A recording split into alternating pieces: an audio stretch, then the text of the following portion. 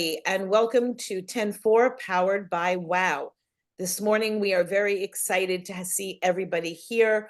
We have a wonderful speaker this morning. Merrill Loechner is going to be talking to everybody about podcasting.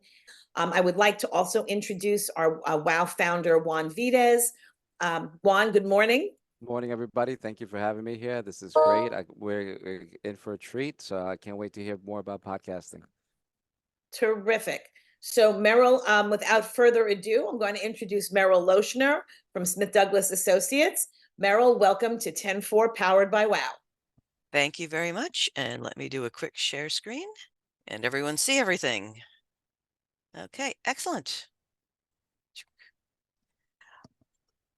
Being a guest on other people's podcasts is a great way to spread the word of who you are and what you do. It's a great way to reach a whole new audience. We have a tendency to keep posting on our social media and LinkedIn and Facebook, and we keep saying the same message to the same people. Going on other people's podcasts is a good way to get a new audience. And if the person doing the podcast is pretty much respected in that industry, that immediately gives you more credibility. Also, the more you do it, the better you get at it and the more comfortable you come. So if you're thinking about starting this, start with some smaller local podcasts, get your feet wet. It's not really scary. If you've ever done a one-to-one or had a Zoom call, that's pretty much what these feel like now. And the thing is, with each and every podcast episode, you are going to generate a lot of content you can use in your marketing program. And that is what I'm talking about today. So, hey, you're going to be on a podcast. These are things to ask before the recording date. What's the focus and who is their audience? Because every podcast kind of hits, even if it's a business podcast or a family podcast, having those things, there's always a slight differentiation on them. So find out what their focus is and who is their audience. What assets are you going to get back? Almost everyone will give you link and embed codes. A link is click here to go watch it on YouTube or listen on Apple. Embed codes actually lets you take the video or audio and embed them into your website. And that's something you're going to really want to have. Get a transcript. Not every podcast producer will offer that. Some will, some won't. Some will charge you for it. If they don't offer it, ask if you can transcribe it yourselves, but you want to get that transcript. And then something called teasers, and I'll follow up with that in another slide. And also make sure you have a written agreement on what you could do with these assets. If you get the transcript, what can you do with that transcript? If you get these video teasers, how often can you use it? Most podcast producers will say, use it, enjoy, get it out there. But some may have some concerns. Make sure you both know in advance what you cannot do with these assets. And if the producer says, okay, your podcast is going to be launched May 8th, use that as a save the date. Use that in part of your marketing. Email blast, social media, get people really excited about watching or viewing that podcast when it gets launched. Also, again, you're going to want to do this kind of over and over and over again. So you don't want to say the same things over and over. You want to tell your story, but you want to do a perspective shift each time. You're talking about your business. Is the podcast focused on family?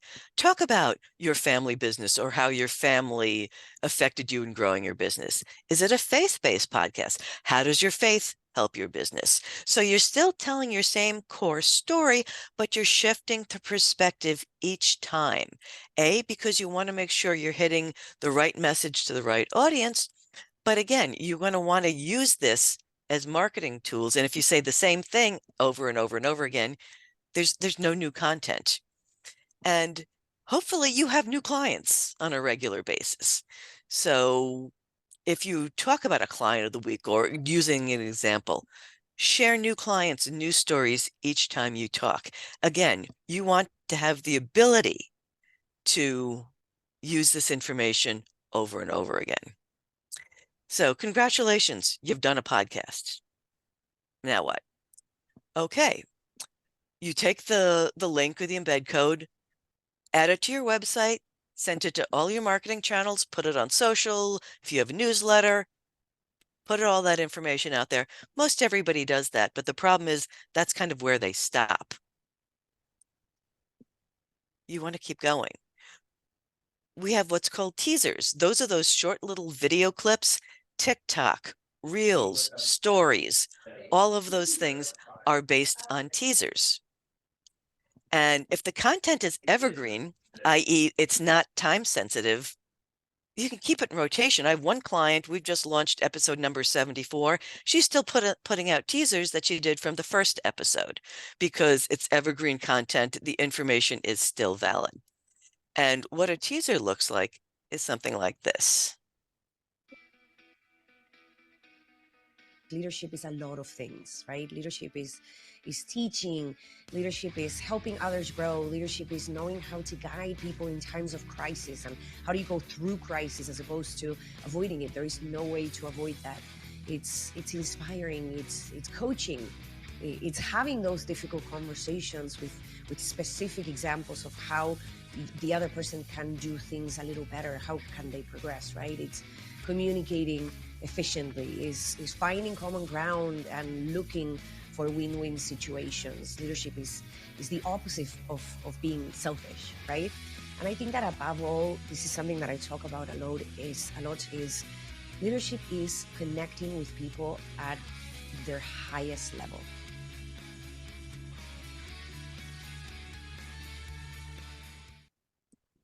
So most of your podcast producers should be offering you these kind of teasers.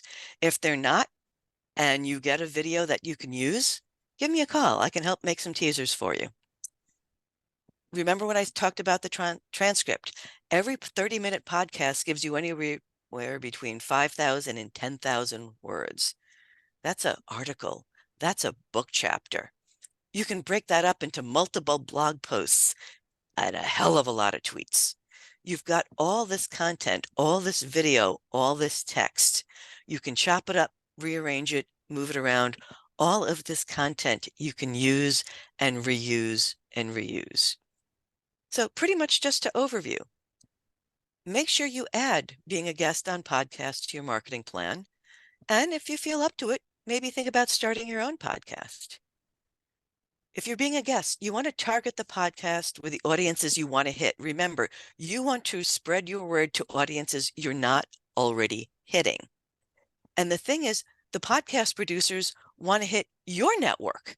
So work with them to co-market every episode you do. And again, make sure you tell your story in different ways. You want to use this content over and over again. You can't do that if you have this canned presentation and you keep saying the same thing over and over and over again. And again, you want to work with the producer to publicize your episode. They want to hit your network. You want to hit their network. So that's why most producers will give you teasers, will give you other things to say, hey, go check out this podcast I was on, because maybe people in your network will be so impressed, they'll become a subscriber to that podcast. Again, get that transcript. I always tell that transcript is so important. And with that, use the teasers on all your social media platforms, and you can use them over and over again as long as the content is evergreen. And with that, I'm going to open up to questions. Let me know how I can help. Thank you so much, Merrill. So for those of you who do not know how to raise your hand, you go to the reactions button on the bottom, click on the little smiley face, and it will say raise hand.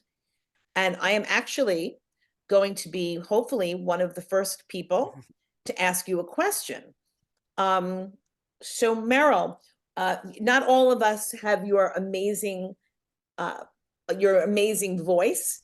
So is there any way that people who are going to be on podcasts, whether they are running them or whether they are actually going to be a guest at a podcast, about possibly rehearsing and tips on how to speak better on a podcast and be more open? And with that, a second part of that question is maybe you can speak a little bit about hardware, about things that will make you sound better, because we know, you know, you, again, you're the prototype for all of this stuff, and not everybody has the wherewithal, the knowledge to be able to do such a great job.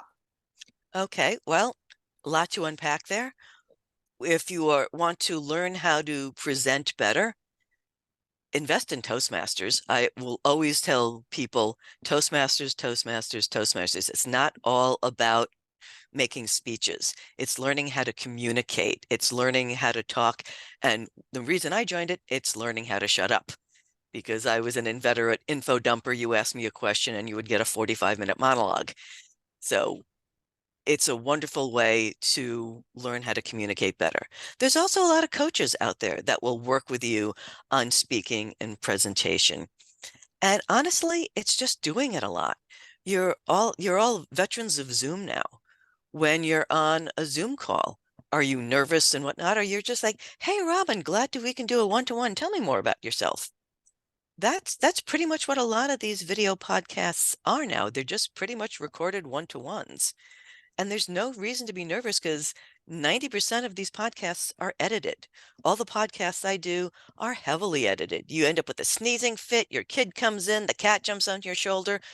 We can edit all that out, but sometimes you want to leave that in, because this is authenticity. This is real life. None of us are on 60 Minutes here. We live messy lives. Some of our offices are in the middle of the living room.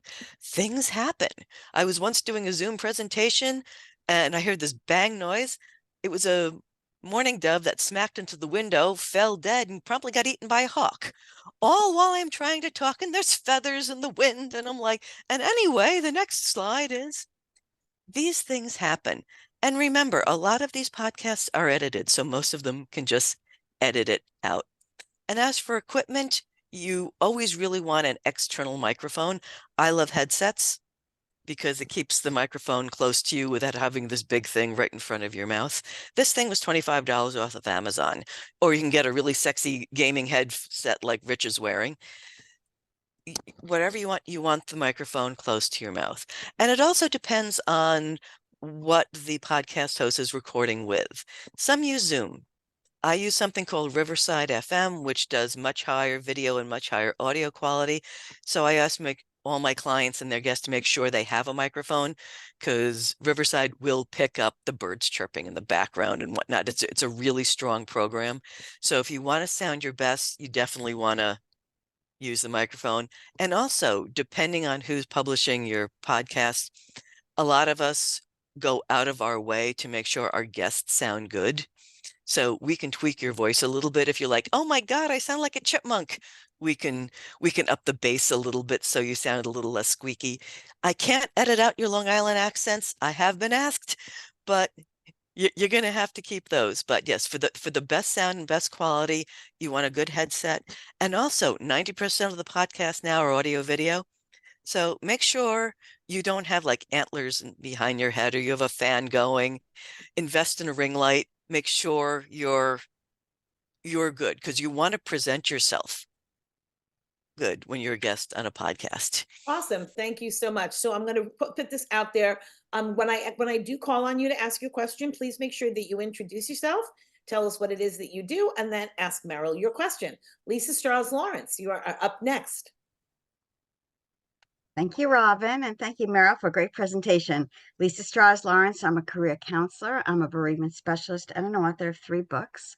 And so, Merrill, I wanted to know, do you ever suggest that you pay to be on a podcast? It really depends. If you have never done one before and you want a proof of concept, sure. There are pay-for-play podcasts out there that they will cheerfully anyone who pays, but you don't need to. Like I said, it's okay for your first one, especially if they have a package where, yeah, you pay, but I'll talk you through the process, we'll heavily edit it. There are some of those out there. Most podcast people, on the other hand, are just willing, like, hey, you can speak nicely. You're not showing them like, hi, I want to talk about my job. So as long as you well spoken and present yourself well, you're going to get a lot of interest out there. There's also places to go to market yourself to podcast producers. There is the World Podcast platform that's based out of New York City. In fact, it used to be the New York City Podcast Group. Now it's the World Podcast Group, and it's free to post your headshot, your bio saying, this is what I'm an expert in. There's also an app called Podmatch, where producers and speakers, kind of like online dating, saying, I'm looking to speak on this. Oh, good. I'm looking for an expert on that. So there's a lot of places you can go to put yourself out there to get some potential speaking engagements and the like. But nowadays, there are 5 million podcasts out there. A lot of people have podcasts. And in order to keep going, they need a fresh wave of speakers. So be interesting, be professional, and beat them off with a stick. Awesome. Thank you so much. Juan, you had your hand up. Would you like to ask a I question? I just had a quick comment, and I was just thank you so much for the wonderful presentation, Merrill. It's very informative. It was a great presentation, and thank you so much. I was smiling along the way because a lot of the things you had mentioned, I started doing them like and naturally on my own, like talking about myself in a different perspective and a different thing. So I started to do that. But listen, after doing 100 interviews, you kind of get a feel for how it works, and to your point, and the other thing is watching yourself too. That's another Mm-hmm. thing that I did, is watch myself. And not a lot of people like to watch themselves, Mm-hmm. but it's really important at the very beginning to watch yourself too, because you can see the mistakes and the cues. And I said, you know what, I shouldn't say it like that, pronunciation. So study yourself, and a lot of people don't like to do that. So that's another thing that I like to say, tip and advice. Watch yourself, listen to yourself. My Yep. big thing is hands, the typical New Yorker. I'm going to be talking this way. So, yeah, this is one of the reasons I have a standing desk. The first presentation I ever did on Zoom, I was sitting down. I'm a nervous speaker. When I speak live, I tend to pace the stage. Can't do that in Zoom, walk off camera. So all that nervous energy went to my hands. It looked like I was trying to land the plane. Okay, and today we're going to be talking about this. And so I got a standing desk so I can kind of shift around, and I can leave my hands gently on the desk with the occasional moving of the hands, but it's less likely that I'm going to be doing American Sign Language unintentionally while in the middle of doing a talk. And from a theatrical standpoint also, when you're standing up, Mhm. you get more air going through, so you're actually going to speak better and emote better. So Mhm. from a theatrical side of that. So I am going to throw this out to Rich Beyer for a moment, because I'm going to lob the ball at Rich. And just kind of introduce yourself, please, Rich, but also just if you could make a comment about branding, about podcasting. And Merrill, I know that you do a Mhm. lot of this as well, but how podcasting can help your brand and put your brand out there. Sure. Well, good morning, everybody. Rich Beyer. I'm a brand designer, and what that means in a nutshell is you are awesome at what you do, and it's my job to show the world how you do what you do in the way that's uniquely yours. As far as branding and podcasting, I define branding as the thousands of touch points that your company has with the world. So it's not just your website. It's not just your logo. It's not just the fancy brochure. It's the way the phones are answered. Do you have typos in your website? Is your website a sans serif or a serif font? All of this are pieces and components of branding. So when you're in front of a group of people, or when you're on a podcast, you are essentially the face of your company. You become the brand in that respect. So if you're sitting there tripping over your words, if you're sitting there going, I don't, it doesn't bode well for the product. And if people aren't going to get past you, they're not going to get to the point of wanting to engage with your product. So remember that you are part of the brand. When you're on a podcast, put the ing on your gerunds. Don't go, yeah, well, or whatever, unless it's part of the folksiness of who you are. Mhm. So just remember that all of this, everything is all a part of who you are, what your branding is all about, and the perception that people are left with. Mhm. Awesome. Thank you so much for that, Camo Studio. So welcome back, everybody. Hopefully you enjoyed 10-4 today. Before we leave, And before those of you who want to go to the regular WOW, just know that you're going to have to come out of this and go into the regular WOW link. But before we break, Merrill, would you please announce next month's 10-4 speaker? Next month's 10-4 speaker will be the one, the only, Elliot Portman. Elliot, what will you be talking about next month? Thank you, Merrill. You're a tough act to follow, if I may say so. A lot of information in today's presentation. I'll be talking about speeding up the payment cycle, which is basically the time between rendering an invoice and actually getting paid on it. I don't know any business that's happy to wait for payment. I have tips and tricks to make that period of time a little bit shorter, if not a lot shorter, I hope. Nice. Very cool. Yeah, my vendors love me because I'm net 60 seconds. Like, oh, here's an invoice, pay. So thank you everybody so much. My name is Robin Chatskin. Please feel free to reach out. Thank you for joining us for 10-4. I look forward to seeing you guys in a little while on WOW, on Winning on Wednesday. If you have any questions, please, please, please, please don't ever hesitate to come out and give us a call, give us a text. It's good to see everybody. Have a great day.